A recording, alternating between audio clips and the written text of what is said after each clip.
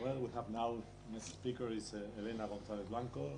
She's a professor here in UNED. She's in the philology faculty there. And she's director of the Digital Humanities Innovation Lab. It's a really recent development here in UNED. And he's doing work in the medieval literature, digital humanities, and metrics and poetry. His work will present us is EVILINHD. I hope to can spell it okay. A virtual research environment for the digital humanities innovation. Thank you, Elena. Thank you, Manuel. It's a great pleasure for me to be here today because of two reasons. First, because it's an engineering and virtual instrumentation conference, which is very different from my natural environment, which is a humanities department. But I'm really excited to see so many interesting projects and much more related with what I am doing that I thought at the beginning. So I'm going to present you a very innovative project from an interdisciplinary point of view, which is a virtual lab for humanities.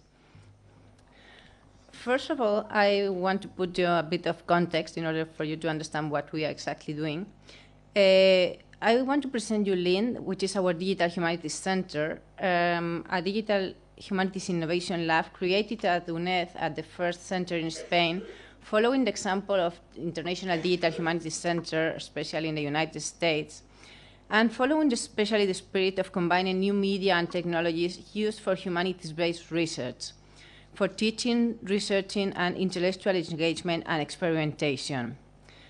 The goals of this kind of centers are to take further humanities scholarship, like creating new forms of knowledge. It's not just an application of technologies to our scholarship field, but taking results further in order to get innovative research developments. And that's our spirit, especially the creation of the hacking the humanities environment.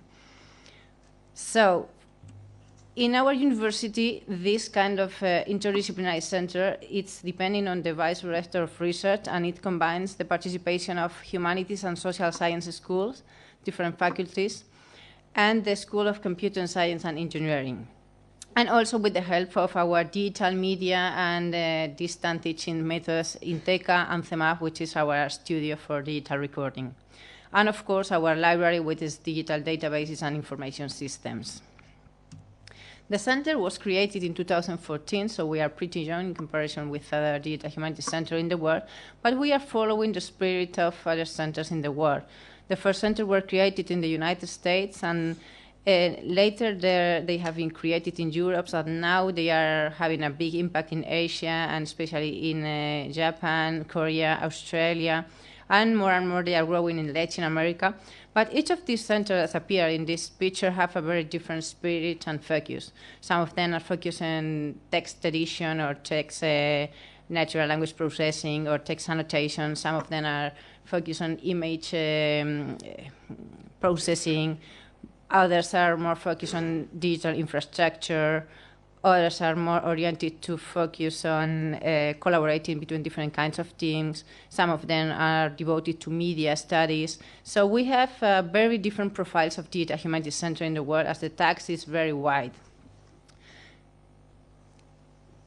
Now I want to show a little bit how we have conceived our structure based on 4 pillars.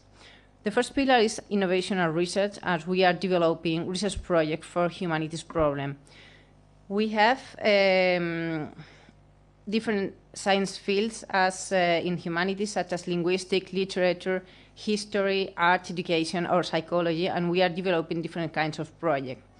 We have also a very strong focus on training, and as we are offering specializing training system, both as long programs. We are offering like 2 masters, one in digital humanities and another one in digital education and digital editions. And we are also offering short summer school each year with different kind of topics. And also short seminars and conferences depending on the interest of people, the hot topics, or the visiting researchers that we receive. Our third pillar is information and dissemination, as we are also centered as a digital humanities Spanish-speaking center.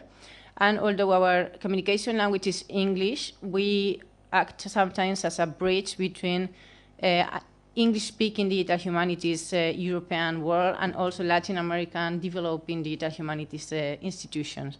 So we try to manage this kind of bilingualism in terms of disseminating results in both in English and in Spanish. So we have organized a blogging event for humanities research dissemination, which is called the Day of the Age, and we are hosting this year's edition.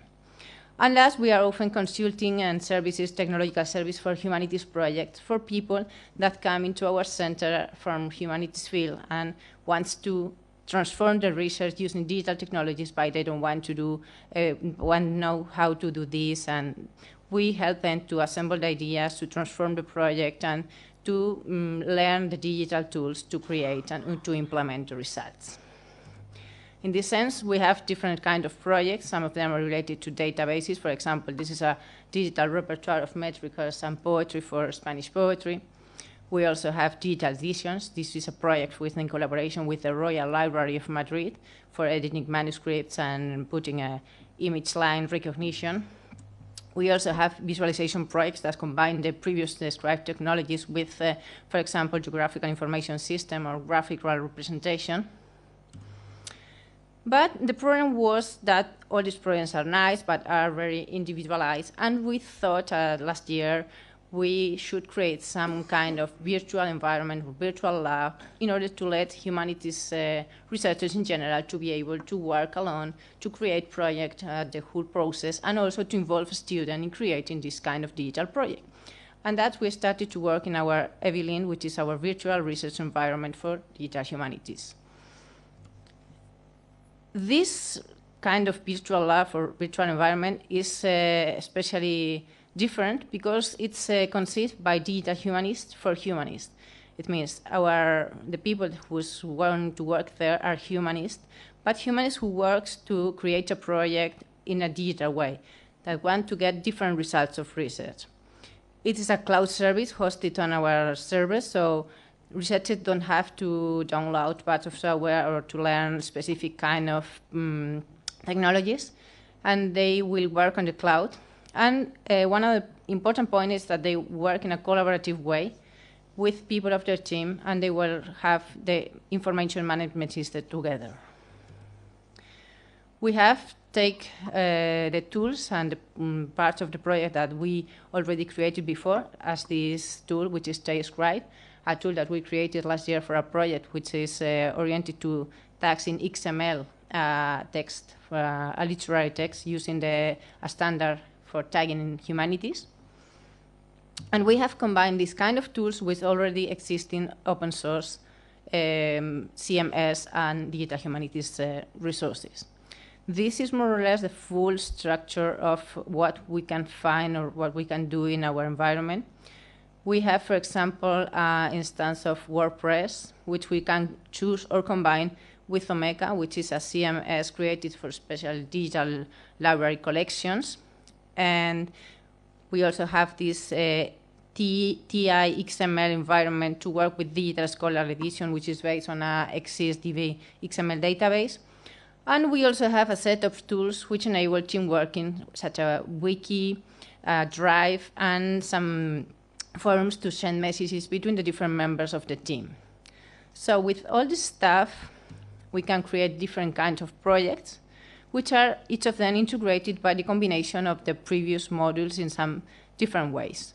So each project will have a team and a combination of the previous tools, some of them all, or depending on the needs of the project. The project manager will choose which kind of pieces they want to include, and also the users that he wants to put in. And he can configure the whole environment and see in their desktop what they want to see. So we also will have users that could collaborate in different projects, and this will be a structure that will let us to work with a different kind of students and groups in order to create different kinds of projects, depending on the complexity and the orientation of the project. For example, if we are working with digital edition, we will probably need the combination of this XML tagging tool with the database management system. But if we are creating just a digital collection for documents, we will need this digital environment for editing, but we will also need WordPress to show the results. The idea is that a project can be done from the beginning to the end, to the publication, inside the environment without getting out and in collaboration with other researchers. From the point of view of our architecture, we are combining most of them free software pieces and existing resources. We are working on Ubuntu server. We are using a Silex framework and PHP and SQL databases and the tools of WordPress, Omeka, and this kind of stuff. And we are also integrating our metadata in a repository, which is also very important because it will let us index and recover all the data from the different projects from inside our virtual lab and from outside too, if they want to register and to be linked or related with existing projects. So this is more or less the technological tools that we have used, which have the advantages are pretty lightweight. They are most of them free, and they are standard for the internet and work pretty well. So what we wanted to do is easy-going environment and especially focus for the user work in humanities and especially for users that doesn't have a high experience in working with technology but want to create a different kind of projects. And I hope you like the idea, and what I want to say is that there is so much work to do in humanities that I got a lot of ideas of seeing your interesting labs and projects, and I hope that we will be able to collaborate some way, creating some kind of standard also applied for humanities too. Thank you very much. Thank you very much. Thank you very much, Elena. I believe in today's world we need a lot of synergies in all the areas, and I believe that we are in our environment, of course, we have a lot of multi-environment, multi-science working, and I believe we have a lot of synergy there. Some questions? Elena? No questions, or people is completely exhausted now? As you are from the field of humanities, what is, in your estimation, the percentage of time that your students require to be educated in the field of the IT in order to be able to use all those digital tools? Yeah, thanks a lot for the question because it's a very relevant question. The problem is this depends on the country, and if you see the international panorama, it varies a lot from country to country because the situation in Spain is not very good in this sense because we, in humanities, we don't have any training for IT or for technological training. So the students that we get involved for this project, they are from different areas or they have like special interest, but it's not easy to get a normal student to put an XML tags on their text or things like that. It's very, very hard. I mean, we usually find like different students with obscure past from technological areas or something like that, because normal student doesn't get involved easily in this kind of stuff. And also because if we have a PhD student, they have at least to invest 1 year in this kind of things, or they come from masters in digital libraries or these kind of things, but they need at least 1 training year to start understanding this kind of stuff. Because we don't want they to program, but to understand how XML works or how a database is built, and this kind of thing is hard. One question I have, what are your target or your expectations of the objectives of the project in a short term, 1 year, 2 years of working?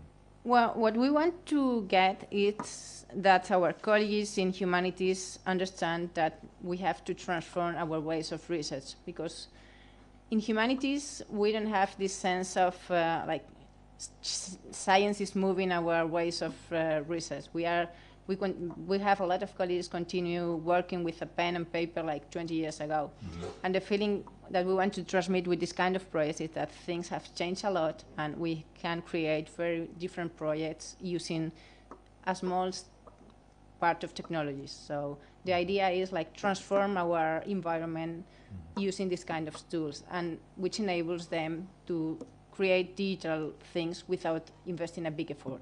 That's the idea, to ease the user experience in terms of humanities researchers. Some more questions? Okay. Thank you very much, Elena.